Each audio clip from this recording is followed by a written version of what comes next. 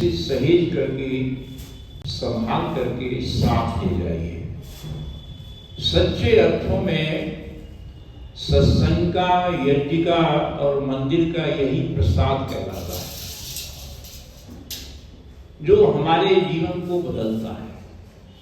आइए हम सब लोग मिलकर के सर्वप्रथम उस जगत नियंता परम पिता परमात्मा का धन्यवाद करें, स्मरण करें, नमन करें, प्रार्थना करें, जिसकी अनंत कृपा और दया से भाव, भावना, प्रेरणा, अनुकूलता, निरोगता देकर के हमें आपको अच्छे स्थान पर, अच्छे विचारों में, अच्छे लोगों में, अच्छे कर्मों में उपस्थित होने का अवसर दे रहा है। ये मौका सबको नहीं मिलता है। पूर्व जन्म के जब पुण्य उदय होते हैं और प्रभु की जब कृपा होती है तो व्यक्ति सत्संग में, यज्ञ में, प्रार्थना में, भक्ति में जाता है। सब नहीं जाते। आइए मिलकर के प्रभु से यही कामना प्रार्थना करें कि परमात्मा ऐसे विचार, ऐसी संगति, ऐसे अवसर हमें जीवन में प्राप्त होते हैं।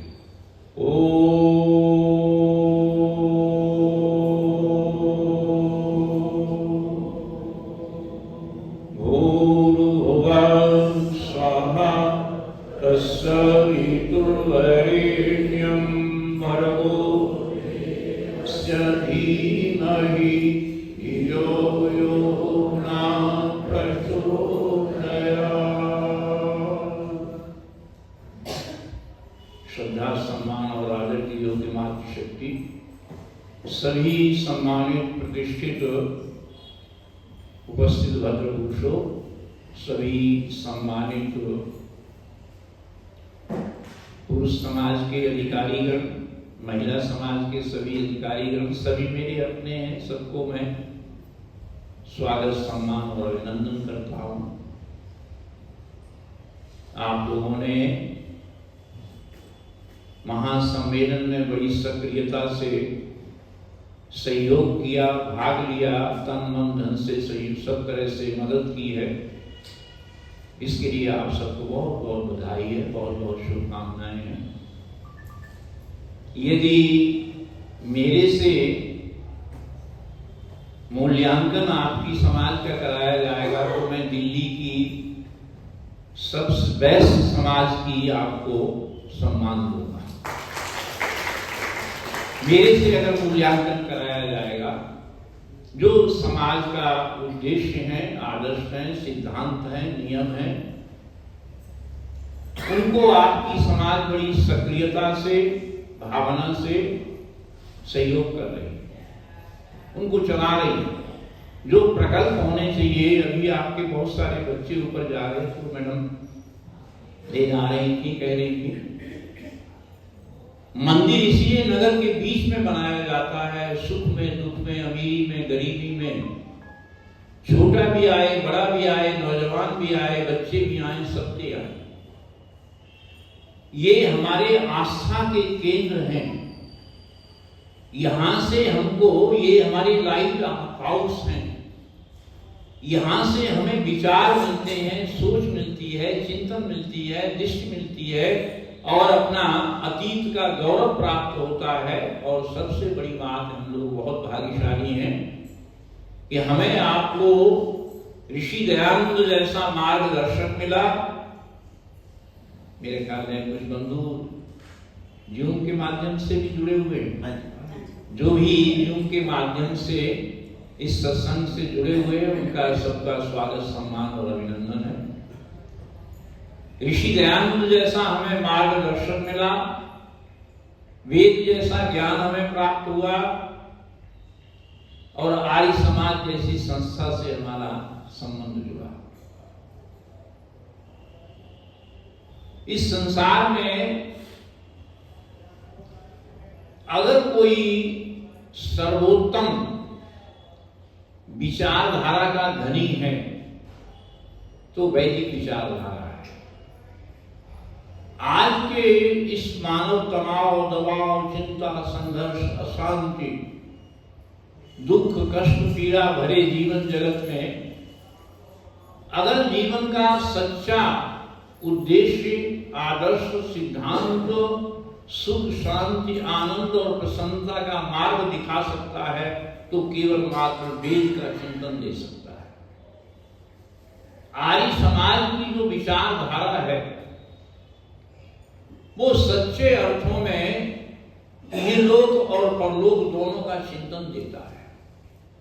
उसका मूल आधार वेद है।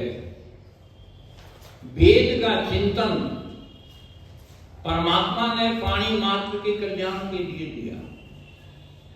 वेद का चिंतन कहता है कि बढ़िया तरह से इस जीवन को जियो और परमात्मा का भी चिंतन करो।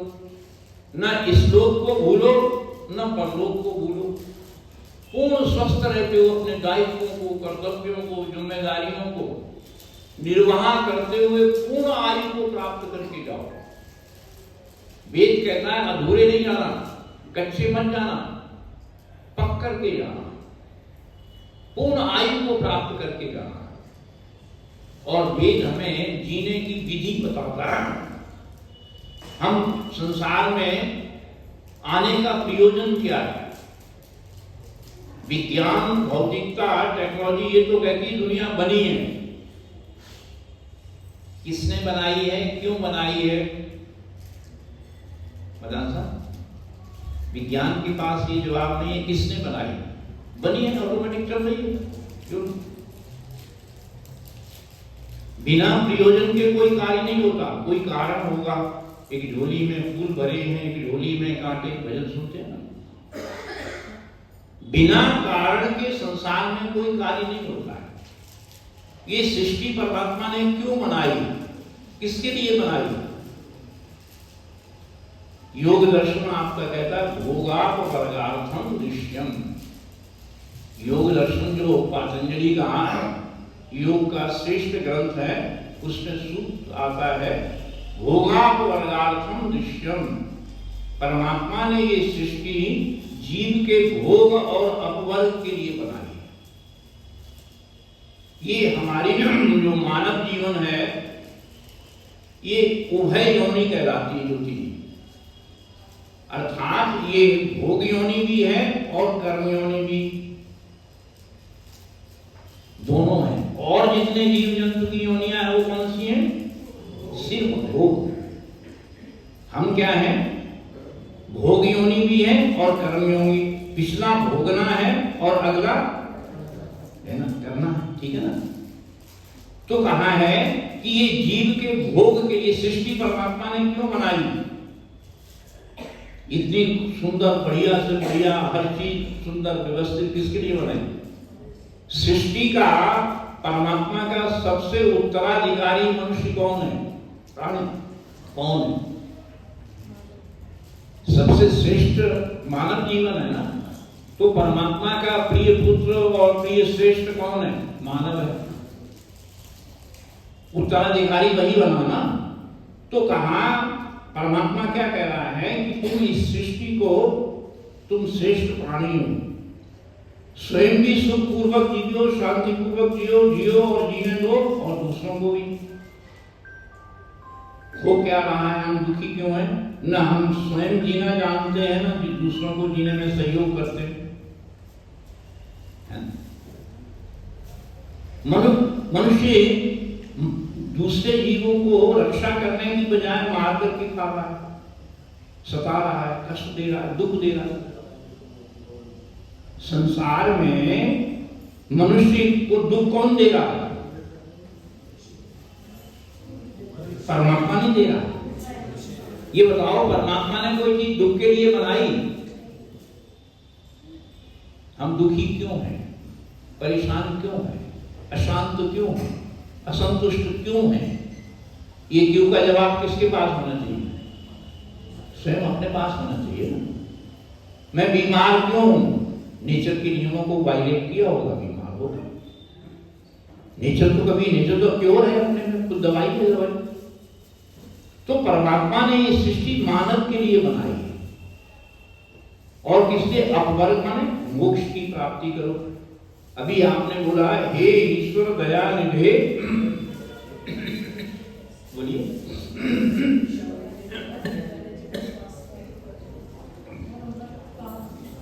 आप बैठिए, बताना जी, बैठिए। हे ईश्वर दया निधे भवत कृपया अनेन जप उपासनादि कर्मणा धर्मार्थ काम मोक्षाणाम। इस संध्या में हम प्रार्थना बोलते हैं ना। जिस समय ऋषि दयानंद ब्रजानंद से शिक्षा पूरी करने के बाद विदाई लेकर के मथुरा से पहली बार आगरा आए थे, तो उन्होंने कौन सी पुस्तक पहली लिखी थी? उपासना विधि। ये उनकी पहली पुस्तक है।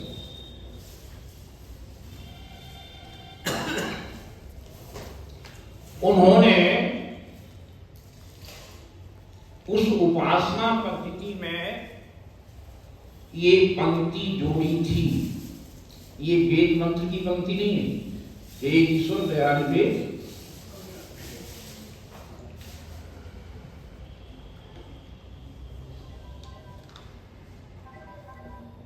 हमारे जीवन का उद्देश्य क्या है इसमें स्पष्ट है ना। हे ईश्वर दया निधे भवत कृपया अनेन जप उपासनादि कर्मा धर्मार्थ काम मोक्षाणाम।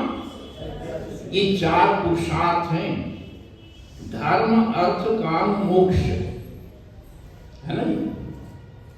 पहला क्या है? धर्म पूर्वक जीवन का आचरण करो। धर्म पूर्वक आचरण करने से जीवन में, घर परिवार में सुख शांति मिलेगी। धर्म पूर्वक अर्थ को कमाओ। आज कमाने में कोई सीमा रेखा मर्यादा, पाप से, अधर्म से, झूठ से, छल से, प्रपंच से, बेईमानी से, शर्त आपके यहां रखी गई। धर्म पूर्वक अधर्मेण उपारितम वित्तम 10 वर्षाणि तिष्ठति। नीति का नृत्य अधर्म से, पाप से, छल से, बेईमानी से, धोखाधड़ी से कमाया हुआ धन तत्काल खूब फलता फूलता हरा भरा खूब नजर आता है। प्राप्ते तु 11 वर्षे समूलमेव निष्ठति। कुछ समय के बाद मूल सहित नष्ट हो जाता है। आप देखो संसार में हमेशा ध्यान रखना, मेहनत परिश्रम ईमानदारी से कमाई हुई व्यक्ति को बरकत देती है। आज धन में व्यक्ति सब कुछ होता हुआ फिर भी संतुष्टि नहीं, बरकत नहीं, है ना। परिवारों में देख रहे हैं ना, क्योंकि पाप की कमाई व्यक्ति को बाद को बुलाती है। पाप की कमाई बुढ़ापे में बुलाती है। मनुष्य की गलत संतान बुढ़ापे में बुलाती है। इसलिए हमारे यहाँ कहा धर्म पूर्वक अर्थ को कमाओ। धर्म पूर्वक सांसारिक इच्छाओं की पूर्ति करो। मर्यादा में रह करके, नैतिकता में रह करके, सीमाओं में रह करके अपने संसार की इच्छाओं को पूर्ति करो। आज हमारे जीवनों में कोई नैतिकता की, धर्म की कोई सीमा नहीं रहा। आज हमें परमात्मा का भी भय नहीं है, बुजुर्गों का भी भय नहीं है, सोसाइटी का भी भय नहीं है, सरकार का भी भय नहीं है। परिणाम क्या हुआ? अनैतिकता। भारत तो धर्म प्रधान देश है ना। भारत को क्या माना जाता है विश्व संसार में? और सबसे ज्यादा अधर्म, पाप, झूठ, छल, प्रपंच। मूल में भूल हो रही है ना, मूल में भूल हो रही है। इसलिए कहा कि धर्म पूर्वक ही आचरण करो, धर्म पूर्वक मर्यादाओं का पालन करो, और धर्म पूर्वक आचरण करने से ही मोक्ष की प्राप्ति होगी। स्वर्ग और मोक्ष में अंतर है।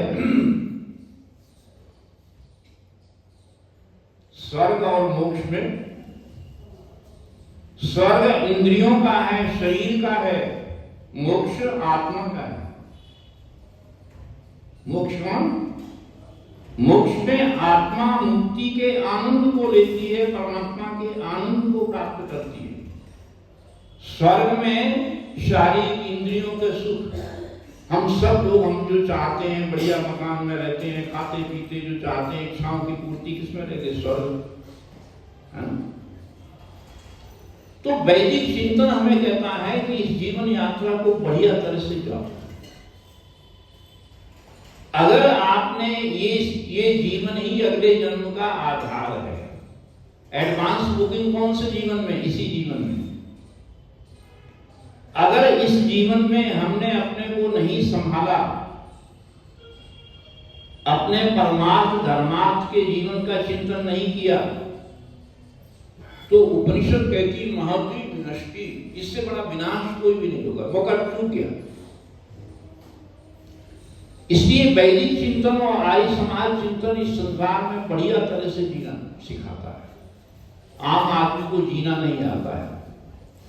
आपने सुना है ना, जीवन खत्म हुआ तो जीने का ढंग आया, क्षमा बुझ गई तो महफिल में रंग आया, मन की मशीनरी ने तब चलना सीखा जब बूढ़े तन के पुर्जे पुर्जे पे जंग आया। फुर्सत में न सुमिरन का वक्त निकला, वक्त तब मांगा जब वक्त तंग आया। बुढ़ापे की भक्ति मजबूरी की भक्ति होती है, ध्यान रखना। व्यास ने महाभारत में लिखा है, युवेव धर्मशीला स्यात् अनित्यं खलु जीवनम। यदि युवावस्था में, बचपन में ही, आरंभ में ही, जवानी में ही धर्म का, सत्संग का, भक्ति का, सेवा का, परोपकार का, मंदिर का अभ्यास नहीं किया, तो वृद्धावस्था में तो जवानी की याद नहीं आती है। लोग कहते हैं आंख बंद करते हैं, काला काला नजर नहीं आता है। जीवन भर तो काले कर्म किए, अब क्या सफेद कहां से नजर आएंगे? सोचने की बात है ना। यदि अभ्यास नहीं किया तो क्या है कि हम धोखा देते हैं। Man can not live without